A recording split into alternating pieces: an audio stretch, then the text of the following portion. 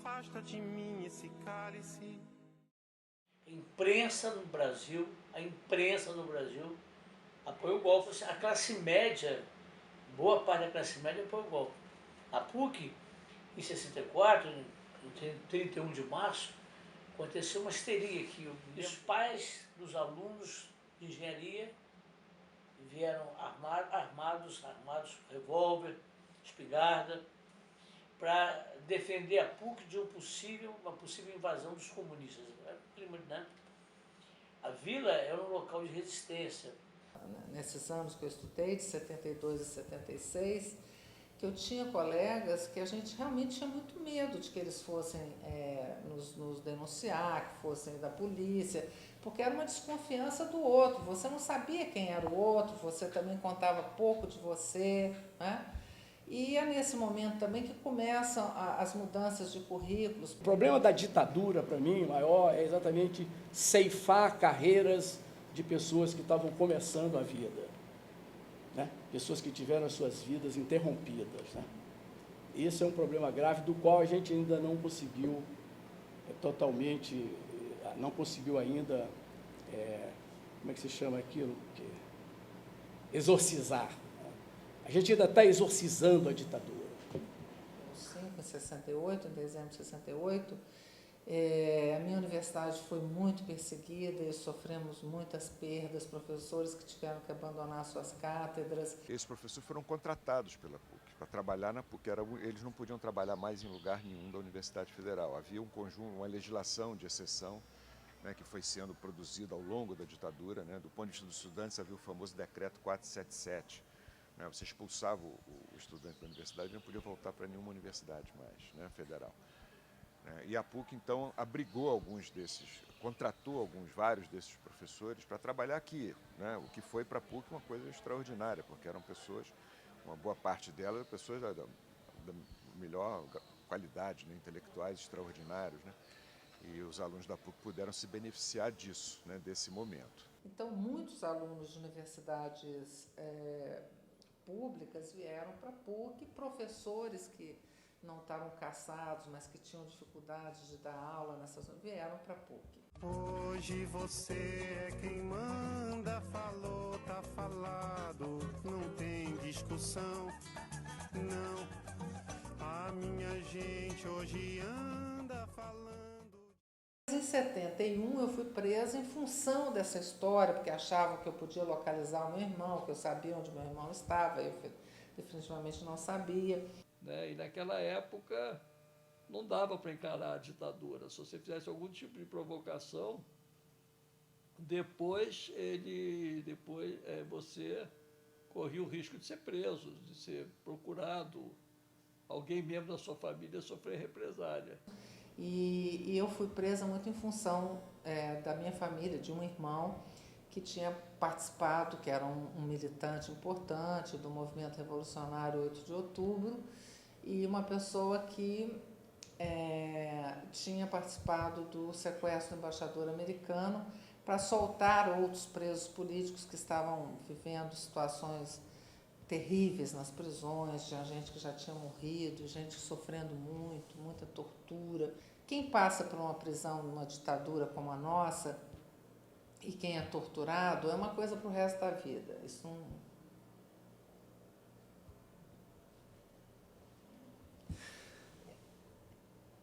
Desculpa.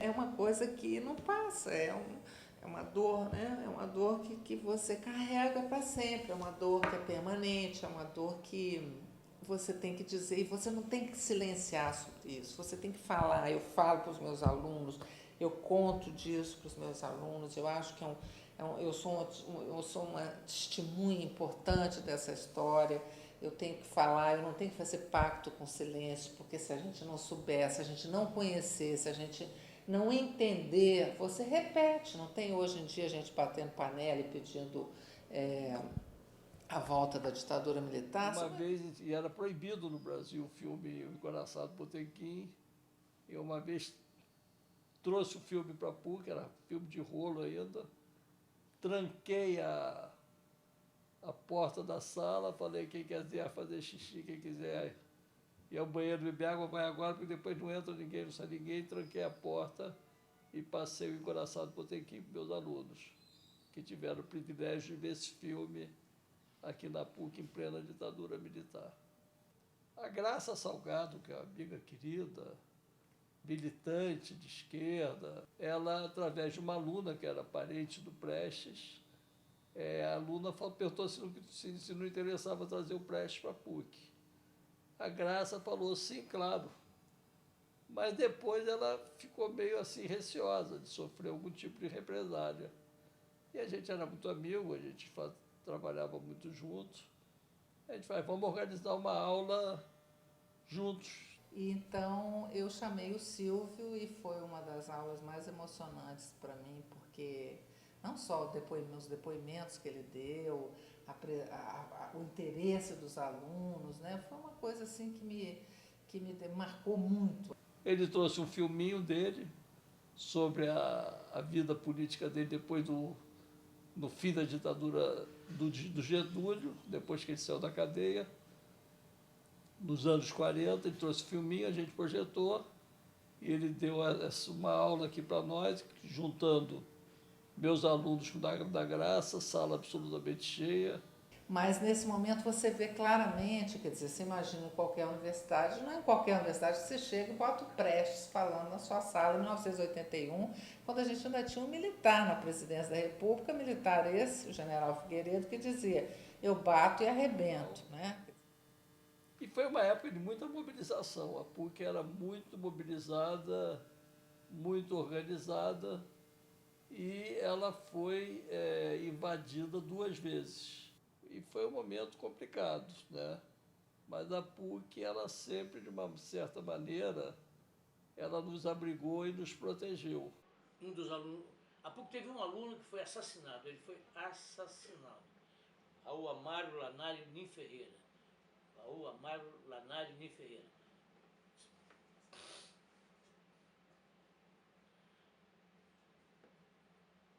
Desculpa. Ele foi levar uma amiga, morava no Leme.